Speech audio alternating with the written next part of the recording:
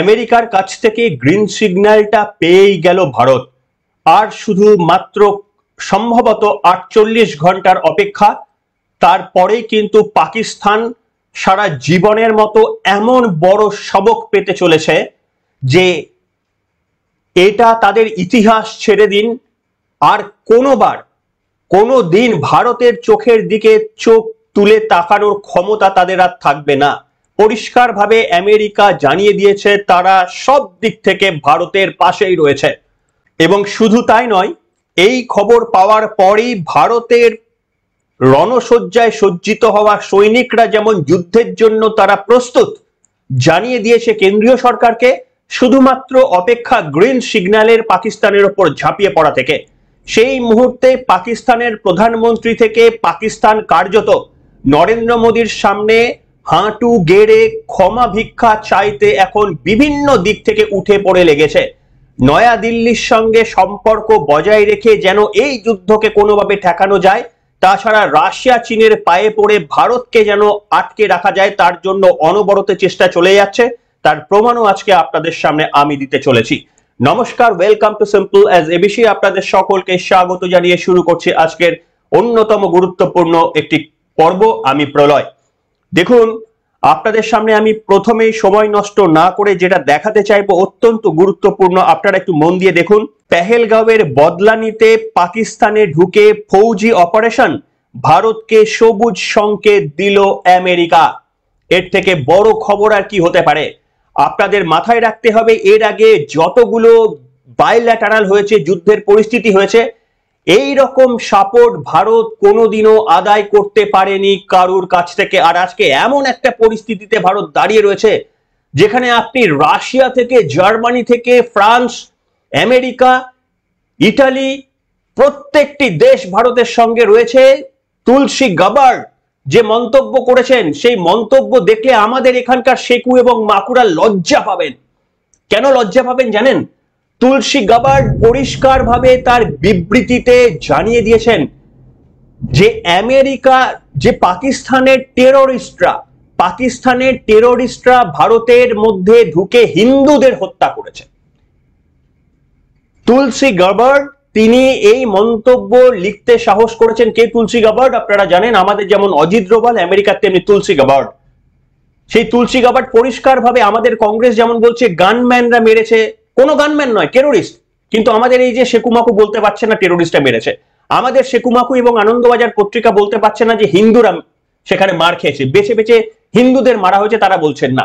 কিন্তু কে বলছে? তুলসী গাবার্ড, আমেরিকার এনএসএ। তিনি বলছেন যে বেছে বেছে হিন্দুদের হত্যা করেছে পাকিস্তানের টেরোরিস্টরা। সেই কারণে সবুজ সংকেত দেওয়া হয়েছে যে পাকিস্তানে ঢুকেও ভারত যদি হামলা করে, আমেরিকা প্রশ্ন তো তুলবেই না, যদি ভারতের কোনো সাহায্যের প্রয়োজন হয় তাহলে ভারত রয়েছে। এরপরে কি হয়েছে জানেন? এই ঘটনার পর হাঁটু কাঁপতে শুরু করে দিয়েছে পাকিস্তানের, কার্যত হাঁটু কাঁপছে। তার কারণ আর মাত্র কয়েক ঘন্টার অপেক্ষা, সম্ভবত 48 ঘন্টার অপেক্ষা, তারপরেই আপনারা পরিণতি দেখতে পাবেন। পাকিস্তানের প্রধানমন্ত্রী কি বার্তা দিয়েছে জানেন? এই ভয়ে বার্তা দিয়েছেন যে না, আমরা যে কোনো ধরনের তদন্ত করার জন্য প্রস্তুত, নিরপেক্ষ তদন্ত করার জন্য, ভারতের সঙ্গে কাঁধে কাঁধ মিলিয়ে তদন্ত করার জন্য প্রস্তুত, যে কেন কিভাবে এই জঙ্গি সংগঠন এইভাবে ভারতে হামলা চালিয়েছে।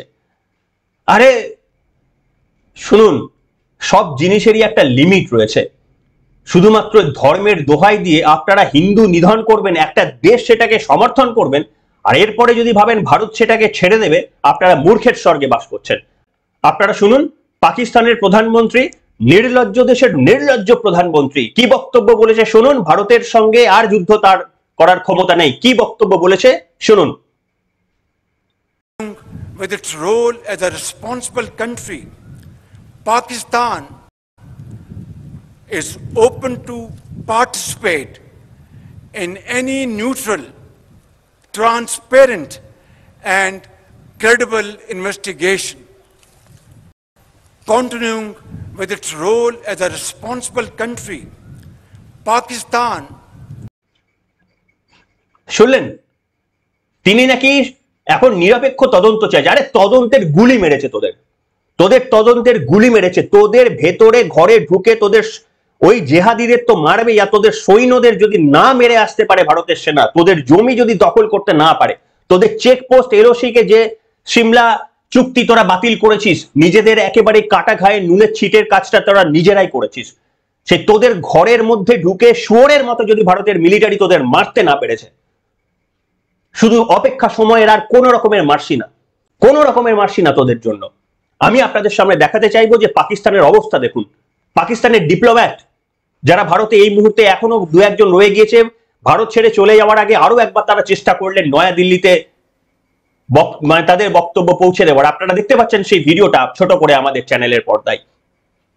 পাকিস্তানের ডিপ্লোম্যাট চলে গেছে নয়াদিল্লিতে, আমাদের প্রশাসনের সঙ্গে কথা বলবেন যে হুজুর বাইরে যা হচ্ছে হচ্ছে ছেড়ে দিন, আর যুদ্ধ নয়, দুজনাই সম্ভবত পারমাণবিক শক্তিশালী দেশ, যুদ্ধে কি লাভ, এইরকমই ভুল বোঝানোর জন্য বা এইরকমই আর্তনাদ দিয়ে গেছেন।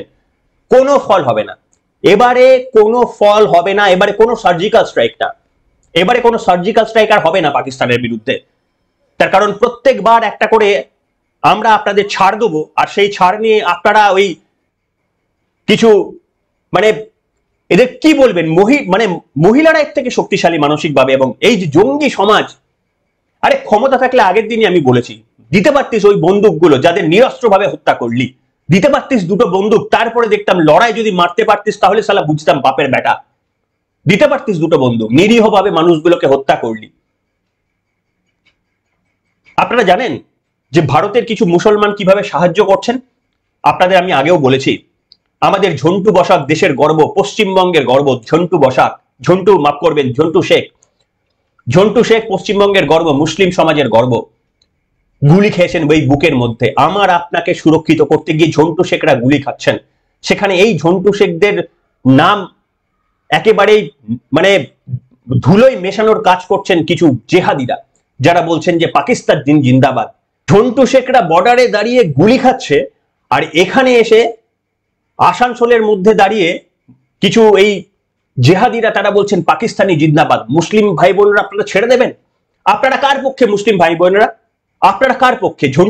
ঝন্টু শেখের পক্ষে? ঝন্টু শেখের দাদা কি বলেছে জানেন? ঝন্টু শেখের দাদা বলেছে আগে ভারত তারপরে ফ্যামিলি, আমার ভাইয়ের রক্তের দাম তো আমরা নেবই, কিন্তু আগে আমার দেশ। বুঝতে পারছেন? এই হচ্ছে মুসলমান সম্প্রদায়ের ভারত প্রেম। আর আজকে মুসলমান সম্প্রদায়ের একটা খারিজি মাদ্রাসায় পড়া ছাত্রগুলোকে ভারত বিরোধী করে তোলা হচ্ছে। আমাদের এই কিছু রাজনৈতিক নেতারা এই কাজটা করছেন। আমি শোনাবো ঝন্টু শেখের দাদা কি বলেছেন, গর্বে বুক চওড়া হয়ে যাবে, মুসলমান থেকে হিন্দু সকলের বুক চওড়া হয়ে যাবে। শুনুন। बदला तो हम हमेशा के लिए तैयार है, मैं हमेशा बदला के लिए है। इंडियन आर्मी जो है हमेशा बदला लेने के लिए बैठे हैं, और बदला ले भी रहा है और लेते रहेंगे। ये जो 26 जनता जो सिविलियन हैं, एक मासूम लोग हैं जिनको निर्मम हत्या किया गया, लेकिन जो मेरा भाई है उनकी बदले की जो चाहत था, उसमें मेरा भाई का जुनून था जो मैं बदला लूंगा, लेकिन भाई कामयाब नहीं हो पाया, इसमें दुश्मन कामयाब हुआ, लेकिन वो छोड़ा नहीं जाएगा, बदला जरूर मिलेगा। শুনলেন? এই ঝন্টু শেখ আর ঝন্টু শেখের দাদা একা নন, এরকম প্রচুর ঝন্টু শেখরা রয়ে গিয়েছে পশ্চিমবঙ্গের বুকে, গুজরাটের বুকে। আমি শুনছিলাম অল ইন্ডিয়া ইমামের একজন কেউ বলছিলেন যে ভারতের মুসলিমদের পাঠিয়ে দিন পাকিস্তানে, আমরা সবক শিখিয়ে আসবো, আমাদের ভাইদের মেরেছে, আমরা সবক শিখিয়ে আসবো বলছিলেন সেই মুসলিম ভাই। এইরকম মুসলিমরা রয়েছেন ভারতে। এই মুসলিমরা যারা আপনারা রয়ে গিয়েছেন, দেশপ্রেম মুসলিমের যাদের মধ্যে রক্ত বইছে, যারা নেতাজি সুভাষচন্দ্রের সঙ্গে কাঁধে কাঁধ মিলিয়ে যুদ্ধ করেছিলেন, সেই মুসলিমগুলো আজকে সমাজে উঠে আসুক। তারা সমাজের পিছনের সারিতে চলে গিয়েছেন এই জেহাদিদের কাছে আত্মসমর্পণ করে। তারা অশান্তি চান না, তারাও এই জেহাদিদের ভয়ে ভীত, তারাও কোথাও গিয়ে জানেন এই জেহাদিরা তাদের ধর্মকে কলুষিত করছেন। আপনারা প্রতিবাদ করুন মুসলিম ভাই বোনেরা, যাদের মধ্যে দেশপ্রেমের রক্ত বইছে, প্রতিবাদ করুন। তার কারণ আপনারা এই জেহাদিদের সঙ্গে এক নন, আপনারা আলাদা। আপনাদের মধ্যে দেশপ্রেমের রক্ত বইছে শরীরের মধ্যে দিয়ে, ঝন্টু শেখের রক্ত রয়েছে আপনাদের মধ্যে। কিন্তু আমাদের প্রশাসন ঝন্টু শেখদের সম্মান করবে না, ঝন্টু শেখদের আততায়ীদের সেরা তারা আমাদের এখানে। আমি আপনাদের গতকালই দেখিয়েছিলাম আমাদের এই পুলিশ কি বলেছে। আমাদের পুলিশ বলেছে পাকিস্তান তাদের পতাকা জ্বালানো যাবে না। আর এই ঝন্টু শেখের বাড়িতে গিয়ে একবার জিজ্ঞাসা করে বলুন তো, ওদের সামনে গিয়ে বলুন তো, মমতা বন্দ্যোপাধ্যায়ের প্রশাসনের ক্ষমতা রয়েছে ঝন্টু শেখ বা তার পরিবারের যারা দেশের জন্য প্রাণ দিয়েছে তাদের বাড়ির সামনে গিয়ে বলুন তো পাকিস্তানের পতাকা পোড়ানো যাবে না? বলুন তো আপনাদের কত ক্ষমতা রয়েছে? যারা দেখেননি এই পর্বটা আপনাদের দেখাবো, আর এটাও দেখাবো গুজরাট পুলিশ কি করছে। মমতা বন্দ্যোপাধ্যায়ের পুলিশ যখন বলছে যে পাকিস্তানের পতাকা পোড়ানো যাবে না, তখন গুজরাট পুলিশ কি করছে দেখাবো, রক্ত গরম হয়ে যাবে দেখলে। আগে শুনুন পশ্চিমবঙ্গের পুলিশ কি বলছে, কতটা নির্লজ্জ প্রশাসন হতে পারে। আর এই পুলিশরা আপনাদের প্রস্তুত থাকতে হবে, অসামরিক বাহিনীতেও কিন্তু যুদ্ধের প্রয়োজনে আপনাদেরও যেতে হতে পারে। তখন পাকিস্তানের পতাকা নয়, পাকিস্তানের বুকে গুলি করে আসতে হবে, আপনাদের তৈরি থাকতে হবে। দরকারে আমরা সকলে যেতে প্রস্তুত। দেখুন এই ভিডিওটি।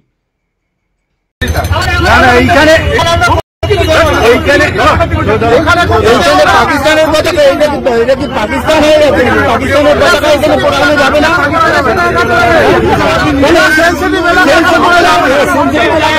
পাকিস্তান হয়ে গেছে, এটা কি পাকিস্তান হয়ে গেছে? সেন্সিটিভ এলাকার ব্যাপার নেই, এখানে পাকিস্তান হয়ে গেছে।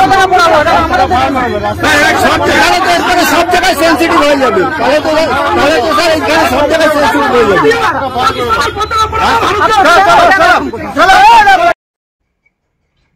দেখলেন কতটা নির্লজ্জ হতে পারে আমাদের পুলিশ প্রশাসন, বুঝতে পারেন? আমাদের জওয়ানরা বুকের মধ্যে দাঁড়িয়ে গুলি খাচ্ছেন আর পুলিশ বলছে যে না পাকিস্তান, তাদের পতাকা জ্বালানো যাবে না। বলুন মুসলিম ভাই বোনেরা, উত্তর দিন আপনারা। আপনাদের ভাইয়ের বুকে গুলি করেছে পাকিস্তান। ধর্ম দেখেছিল? ঝন্টু শেখের ধর্ম দেখে গুলি করেছে পাকিস্তান, গুলি করেছিল সেখানে। তো আপনারা তার বদলা নেবেন না? এই রাজ্য প্রশাসন যারা বলছে পাকিস্তানের পতাকা পোড়াতে দেবেন না, সেন্সিটিভ ইস্যু। আমি আপনাদের দেখাবো গুজরাট পুলিশ কি করছে। স্যালিউট করবেন আপনারা, স্যালিউট করবেন। মনে হবে কেন গুজরাট আমাদের রাজ্য হয় না। নচিকেতা গান গিয়েছিলেন না যে আজও বাংলা গুজরাট হয়ে যায়নি? এটা দুর্ভাগ্য। নচিকেতা ওটা সৌভাগ্য হিসেবে লিখেছিলেন। মূর্খের দলে বাস করে আমাদের বেশ কিছু মানুষ এখানে, ওটা আমাদের দুর্ভাগ্য। পশ্চিমবঙ্গটা গুজরাট হওয়া উচিত। আপনারা দেখুন, আপনাদের গতকালের পর্বে দেখিয়েছিলাম যে গুজরাটে বাংলাদেশ, পাকিস্তান এবং রোহিঙ্গাদের ধরে 1000 জনকে আটক করা হয়েছে। গতদিনই সেই ভিডিওটা আপনাদের দেখিয়েছিলাম, আমি ছোট করে এখন দেখাচ্ছি, আশা করি আপনারা দেখতে পাচ্ছেন। সেই গুজরাট পুলিশের হোম মিনিস্টার, গুজরাটের যিনি হোম মিনিস্টার, আমাদের হোম মিনিস্টার হচ্ছে আমাদের রাজ্যের মাননীয় মুখ্যমন্ত্রী। তিনিই সব, তিনিই প্রধানমন্ত্রী, তিনিই পুলিশ মন্ত্রী, তিনিই হোম মিনিস্টার, তিনি সব। আর গুজরাটের হোম মিনিস্টারকে দেখুন তিনি কি বক্তব্য রাখছেন, শুনুন আপনারা। তিনি পরিষ্কারভাবে বলছেন যে আমি সময় বেঁধে দিচ্ছি, পাকিস্তান, বাংলাদেশি, রোহিঙ্গা যারা রয়েছেন পরিষ্কারভাবে নিজের পায়ে হেঁটে এসে পুলিশ স্টেশনে এসে আত্মসমর্পণ করুন। আর যদি আমাদের গিয়ে আপনাদের ধরতে হয় তাহলে কিন্তু আপনাদের ভূত এবং ভবিষ্যৎ দুটোই কিন্তু আমরা মাটিতে মিশিয়ে দেব। শুনুন বলিষ্ঠ বক্তব্য গুজরাটের হোম মিনিস্টারের। শুনুন, শুনলে গর্বে বুক ফুলে যাবে। আর আমাদের এই প্রশাসন, পুলিশ প্রশাসনকে একবার দেখাবেন দেশপ্রেম কাকে বলে, একবার দেখাবেন এই ভিডিওটা দেখুন। ये सभी लोगों को स्पष्ट संदेश देना चाहता हूं, या तो खुद सामने से चल के पुलिस स्टेशन में जाके अपने आप को बांग्लादेशी एवं अवैध तरीके से अगर गुजरात में रह रहे हैं तो वो पुलिस स्टेशन में जाके सरेंडर हो जाए, वरना गुजरात पुलिस ये सभी लोगों पे ना भूतों ना भविष्य उस प्रकार के स्ट्रॉन्ग एक्शंस लेने के लिए तैयार है। गुजरात के सभी कोनों पे यही दिशा में काम करने के निर्देश दिए गए हैं। দেখলেন পারবেন? কেন পারবেন না? আমাদের পুলিশ প্রশাসন এই একই বক্তব্য বলতে কেন পারবেন না? যারা অনৈতিকভাবে আমাদের এই রাজ্যে ঢুকে আছেন কেন তাদের বিরুদ্ধে পারবেন না বলতে যে আমাদের দেশ ছাড়ো, আমাদের দেশ আগে, তৃণমূল আমাদের কেউ নয়, কংগ্রেস, সিপিএম, বিজেপি আমাদের কেউ নয়, আমাদের দেশ সবার আগে? পারবেন না পুলিশ প্রশাসন নিজের এইটুকু কর্তব্য পালন করতে? কোন রাজ্যের আপনারা পুলিশ প্রশাসনে রয়েছেন যে রাজ্যে নেতাজি সুভাষচন্দ্রের মতো বীর জন্মেছিল?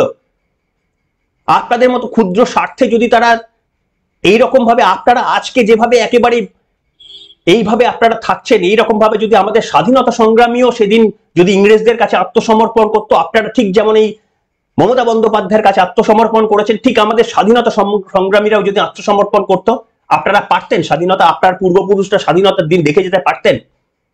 একটু কৃতজ্ঞতাবোধ মনের মধ্যে জন্মায় না যে ওই মানুষগুলো হিরোইজম আজকেও মানে তাদের হিরো বলে মনে করে পশ্চিমবঙ্গে ভারতের প্রত্যেকটি মানুষ গর্বে বুক ফুলে ওঠে, তাদের সম্মান অটুট এখনো। আর আপনাদের সম্মান একটুও মনে হয় না, দেশপ্রেম বলতে কিচ্ছু জাগে না, শুধু তৃণমূল, শুধু টাকা। অবাক। তবে আপনাদের বললাম যে আমেরিকা কিন্তু ভারতকে গ্রিন সিগন্যাল দিয়ে দিয়েছে, আর বেশি সময়ের অপেক্ষা নয়, পাকিস্তান তার যোগ্য জবাব পাবে। আর ভারত এবং পশ্চিমবঙ্গের বুকে যারা ঝন্টু শেখদের মৃত্যুর দাম দিচ্ছেন না, যারা পেহেলগামে হিন্দু ভাইদের রক্তে ভেসে যাওয়ার পর সেই মানুষগুলোকে নিয়ে বিভিন্ন রকমের ট্রোল করছেন, তাদের জবাব কিভাবে দেবে পশ্চিমবঙ্গের মানুষ? দেবেন তো? তাদের জবাব দিতে হবে তো, আইনের মাধ্যমে দেবেন তো? রাজি আছেন তো? যদি রাজি থাকেন কমেন্ট বক্সে লিখে জানান। আমাদের ঐক্যবদ্ধ, আমাদের একতাটা সব থেকে আমাদের বড় পরিচয়। আমার অবাক হয়ে যায়, আমি মুসলিম ভাইদের কেন কমেন্ট পাই না। কেন মুসলিম ভাইরা, আমি দেখতে পাই আপনারা অনেকেই খবর শোনেন, কিন্তু আপনারা কেন কমেন্ট করেন না? আপনারা কার পক্ষে? ঝন্টু শেখের পক্ষে, না যারা বলছে যে পাকিস্তান জিন্দাবাদ তাদের পক্ষে? আমি বিশ্বাস করি না আপনারা তাদের পক্ষে। তাহলে আপনাদের মতামত লিখে জানান কমেন্ট বক্সে, আপনাদেরও মতামত। আপনারা সমানভাবে ভারতীয় যতটা আমি ভারতীয়। আপনাদের পূর্বপুরুষের রক্তে ভারত স্বাধীনতা হয়েছে। আপনি পাকিস্তানের মুসলমান নন, আপনি বাংলাদেশের মুসলমান নন, আপনি গর্বিত হিন্দুস্তানের মুসলমান। গর্ব অনুভব করুন আপনার বংশের, আপনাদের কারুর, আপনাদের ভাই ঝন্টু শেখ বলিদান দিয়েছেন দেশের জন্য। গর্বে বুক ফুলে যাচ্ছে আমার, আপনারও ফলা উচিত। লিখে জানান, পাশে থাকুন, দেশের পাশে থাকুন, জয় হিন্দ বলুন। প্রত্যেকটি মুসলমান ভাই এসে কমেন্ট করে বলুন জয় হিন্দ, বন্দে মাতারাম। এখনকার মতো এখানেই শেষ করলাম। সবাই কমেন্ট বক্সের দিকে খেয়াল রাখবেন। Good bye.